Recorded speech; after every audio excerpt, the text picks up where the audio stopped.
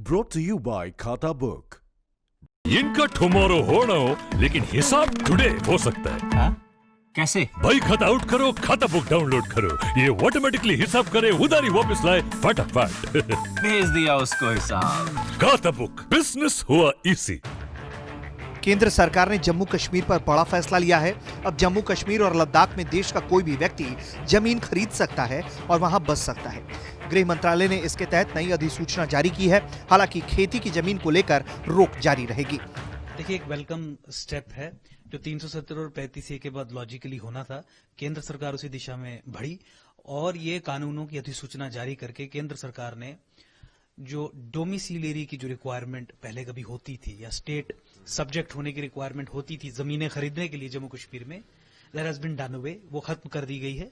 वो तमाम कानून जो ये रिक्वायरमेंट्स प्रिस्क्राइब करते थे उनमें नेसेसरी चेंजेस और अमेंडमेंट्स इंट्रोड्यूस करके सरकार ने इस चीज को इंश्योर किया है कि जम्मू कश्मीर में भारतीय नागरिक किसी भी स्टेट का आके जमीन खरीद सकता है। जम्मू कश्मीर में बदलाव की शुरुआत 5 अगस्त 2019 से हो गई, जब सरकार ने उसे धारा 370 और 35A से आजाद कर दिया। केंद्र सरकार की पूर्ण निगरानी में तरह तरह के अभियानों के द्वारा जम्मू कश्मीर में सकारात्मक बदलाव लाने की कोशिश की गई। ये बदलाव ऐसे थे जो आगे भविष्य में जम्मू कश्मीर की जनता को विकास के करीब ले जाएंगे। गृह मंत्रालय ने अपनी विज्ञप्ति में कहा है कि इस आदेश को केंद्र शासित प्रदेश जम्मू कश्मीर पुनर्गठन तीसरा आदेश 2020 कहा जाएगा। यह आदेश तत्काल प्रभाव से लागू हो गया। आदेश में कहा गया है कि सामान्य आदेश अधिनियम 1897 इस आदेश की व्याख्या के लिए लागू होता है, क्योंकि ये भारत के क्षेत्र में लागू कानूनों की व्याख्या के लिए लागू होता है।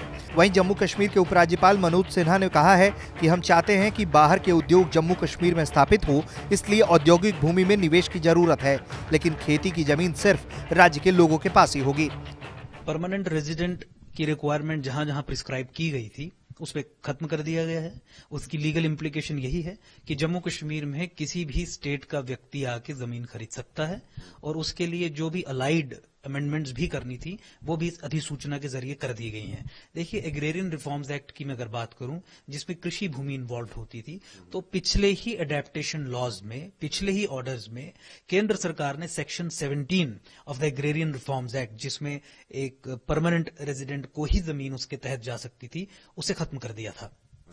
Section 139 transfer of property act, जो non agricultural pieces of lands के लिए सेल परचेज के लिए होता है, उसकी सेक्शन 139 को भी बदल दिया गया था। उसमें से भी परमानेंट रेजिडेंट की requirement had been done away with. तो ये पहले से ही था। यानी कि अब जो है, अगर मैं आपकी बात को सही तरीके से समझ रहा हूं, आपके कहने का अर्थ ये है कि देश के किसी भाग से भी कोई भी व्यक्ति आ सकता है और यहां पर गैर कृषि भूमि खरीद सकता है जम्मू कश्मीर में, और जहां तक कृषि भूमि का प्रश्न है उसमें कुछ अलग प्रावधान है। देखिए, बिल्कुल गैर कृषि भूमि भी खरीद सकता है और कृषि भूमि भी खरीद सकता है, लेकिन जहां तक कृषि भूमि का सवाल है उसमें कुछ कंडीशंस हैं। उसमें सबसे पहले सेक्शन 28A कैपिटल A नई सेक्शन एग्रेरियन रिफॉर्म्स एक्ट में, यानी जो कृषि भूमि संबंधित कानून है उसमें इंट्रोड्यूस की गई है। उसमें तो एक जनरल बैन लगाया गया है कि कोई भी व्यक्ति एग्रेरियन जो एग्रीकल्चरल पीस ऑफ लैंड है एक्सेप्ट फॉर द गवर्नमेंट, उसकी एजेंसीज और स्टेट इंस्ट्रूमेंटलिटीज को नहीं दे सकता, लेकिन कुछ एक्सेप्शंस हैं। देखिए, agrarian reforms act land reforms से आप जोड़ें, और लैंड रिफॉर्म्स में यह था कि जो टिलर था उसे section 8 of the land of the agrarian reforms act के तहत उसके मालिकाना हक जमीन के मिलते थे।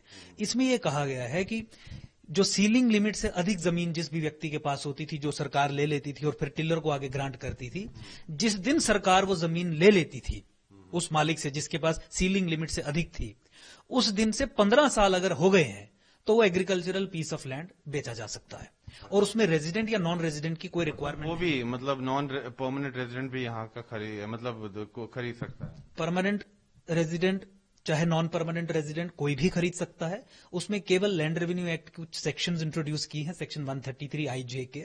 उसमें केवल इतना ही है कि आपको डिस्ट्रिक्ट कलेक्टर से, डिस्ट्रिक्ट मैजिस्ट्रेट से केवल परमिशन लेनी है वो जमीन खरीदने के लिए। जो रिक्वायरमेंट थी रेजिडेंट की, that has been done away with. मतलब मोटी बात यह है कि अब जो नया भूमि कानून अब यहाँ जम्मू कश्मीर में होगा, उसके अनुसार जो गैर कृषि भूमि है, नॉन एग्रीकल्चरल लैंड है, वो कोई भी व्यक्ति खरीद सकता है। उसके लिए कोई डोमिसाइल की आवश्यकता नहीं, कोई परमानेंट रेजिडेंट सर्टिफिकेट की आवश्यकता नहीं है।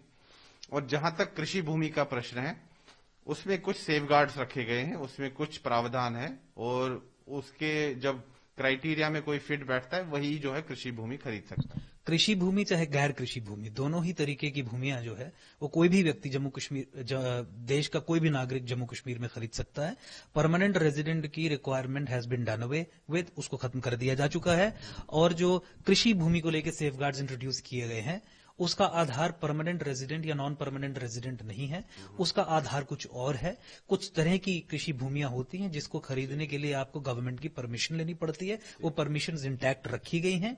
और ये भी कहा गया है कि जिस टिलर को 15 साल पहले जमीन मिली है केवल वही उस जमीन को बेच सकता है, और जिस टिलर को जो जमीन मिली है वो obviously agricultural piece of land ही मिली है, क्योंकि एग्रेरियन रिफॉर्म्स एक्ट के तहत एग्रीकल्चरल पीस ऑफ लैंड ही कवर होती है और उसमें 15 साल का सेफ गार्ड रखा गया। लेकिन मुझे लगता है कि वो प्रैक्टिकली ट्रांसलेट नहीं होगा, क्योंकि मोस्ट ऑफ द केसेस में 15 से अधिक साल ऑलरेडी हो चुके हैं सेक्शन 4 रेड विद सेक्शन 8 के तहत, जो मालिकी जो ओनरशिप टिलर को मिलती थी। बता दें कि इसके पहले जम्मू कश्मीर में सिर्फ वहां के निवासी ही जमीन की खरीद फरोख्त कर सकते थे।